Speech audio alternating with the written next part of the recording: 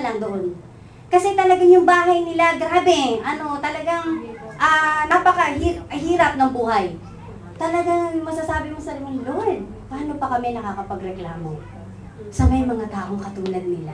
Pero alam niyo po, tumutugtog sa Panginoon, nagki-keyboard every Sunday. Kaya Saturday, hiningi niya half day lang siya sa kanyang trabaho. Dahil may practice po sila ng 2 o'clock. At sabi niya, wala akong ibang tinitignan at mapangahawakan ngayon, kundi ang Panginoon lang. Napakasarap malaman na kahit siya, alam niya sa buhay niya na nangyayari sa kanya, pero kasama niya ang Panginoon. Diba ba? Tayo rin siguro, mas magandang tignan natin ang ating sarili sa ganong, sabi nga, God's point of view. At ano pa yung sinasabi dyan? Deal with unresolved sins and conflict. Sabi sa Hebrew 12:1-2, therefore we also, since we are surrounded by so great a cloud of witnesses, let us lay aside every weight o kabigatan and the sin which so easily ensnares us, and let us run with endurance the race that is set before us, looking unto Jesus, the author and finisher of our faith. Alam niyo po, maraming nakatingin sa atin, kaya nga po sinasabi dyan, the cloud of witnesses. Itabi natin yung mga bagay na nakakabigat. Ialis natin sa ating sarili, lalong-lalo ang kasalanan. May mga bagay na minsan bit mo. Talaga pong alam nyo, yung sinasabi natin dyan, sins and conflict, yung conflict na lang tignan natin. Maraming mga bagay na minsan, halimbawa, hindi tayo magkasundo ng ating asawa, hindi natin makasundo yung ating kaibigan or yung ating pamilya, na ang akala mo pwede mo na siyang talikuran, ang akala mo pwede mo na siyang takasan, na hindi mo alam, doon lang bumibigat ang kalooban mo. Doon lang bumibigat ang sitwasyon. Minsan, ang akala natin, kapag hinarap ko to, mendoksay. Lalo lang ako mahihirapan makipag-usap. Pero kailangan nating harapin yung mga bagay na nakakadagdag pa ng kabigatan ng loob natin yan. Kaya let us face it, na minsan yung kasalanan na yun na hindi natin mabitawan, yun ang nakakapagpabigat ng sitwasyon ng ating buhay. Kaya kailangan harapin natin yon. Hindi kagad madaling bitawan yung mga ganong bagay, pero masasabi natin sa ating sarili, papatawarin ako ng Lord sa mga ganitong pagkakataon. Kung mahirap man to harapin, tutulungan ako ng Panginoon dito. Hindi niya ako pababayaan. Madaling tumakas. Pero alam niyo po, dala mo pa rin yung kabigatan. Harapin mo at matatapos mo rin yan. Minsan, akala nga lang natin, hindi na natapos-tapos ang problema ko. Pero isipin mo, yung problema mo 5 years ago, problema mo pa rin kaya ngayon. Diba, dati iyak ka ng iyak, iniwanan ako ni ganito, iniwanan ako ni ganito, iyak ka na iyak, ngayon naman tuwan-tuwa ka na.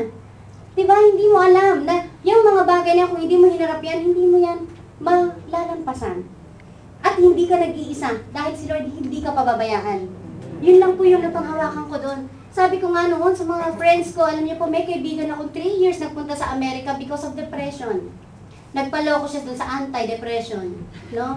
Nagpunta ng States, nagkulong. Abay, nung nakita ko noong nagkita kami slim, ngayon ganun kalaki. Kaya nga po sabi ko sa inyo, mag-ingat kayo sa stress.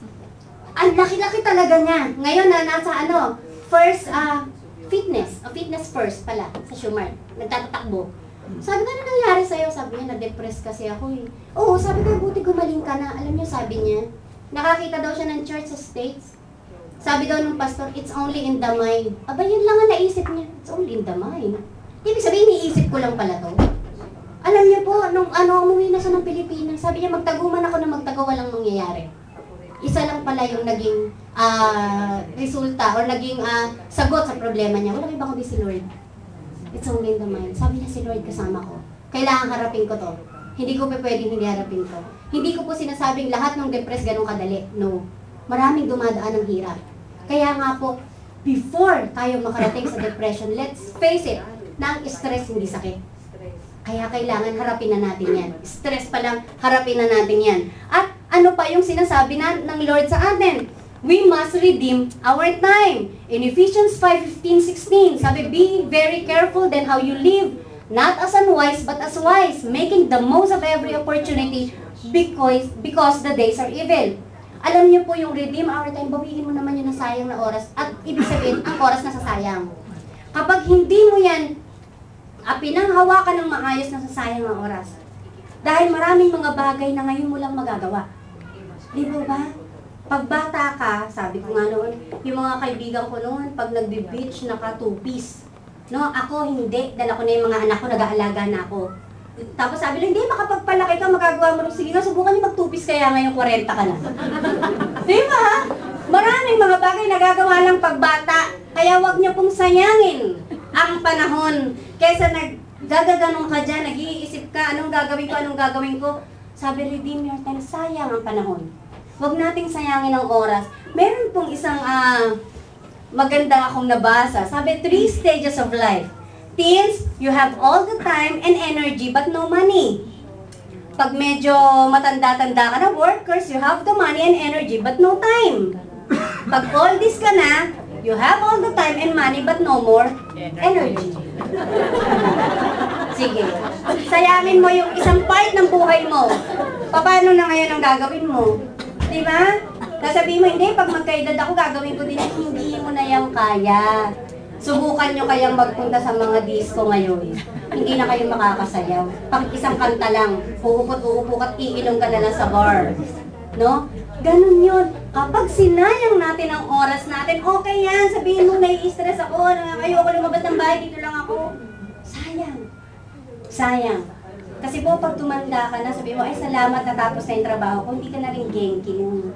No, pero yung pera mo at saka yung mga oras mo kinukuha nila na apo mo, no, hindi ka na makakabawi. Kaya po, i-treasure natin ang oras. I-treasure nyo yung meron tayo ngayon. At ano pa yung sabi ng Lord? Give everything to God in prayer. Ito po ang ganda-ganda niya na kung titignan lang natin, simple. Alam niyo po, sabi dyan sa Philippians 4:6-7, be anxious for nothing, but in everything by prayer and supplication with thanksgiving, let your requests be made known to God. And the peace of God, which surpasses all understanding, will guard your hearts and minds through Christ Jesus.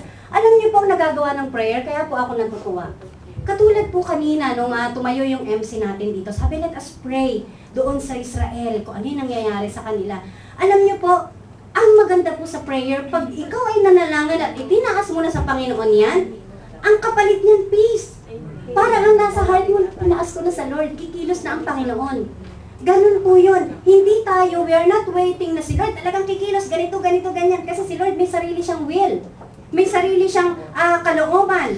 Pero alam niyo po, when we pray, kahit po sa pagkain, di po ba, pag tinignan mo ang pagkain, pag yan pinanalangin mo, di ba, minsan nga, medyo maasim-asim na, nalululoy mo pa kasi pinanalangin ko naman No, pangalawang araw na to Mas mahaba-haba na yung panalangin ko dito kaysa kahapon. Di ba?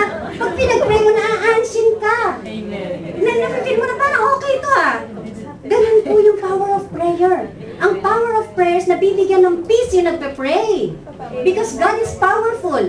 Lahat kayang gawin ng Panginoon. Ang naibibigay po sa taong mahilig manalangin is the peace. Kaya po kapag tayo nararamdaman na natin ang stress, manalangin po tayo. Alam niyo po, sabi ng isang bata sa kanyang nanay, sabi niya, alam mo, Nay, hindi ka pala pwedeng mabait pag hindi ka marunong manalangin. Sabi ng nanay, bakit mo naman nasabi? Nasubukan ko kasi pag nananalangin ako, feel ko mabait ako. Tayo din ganun.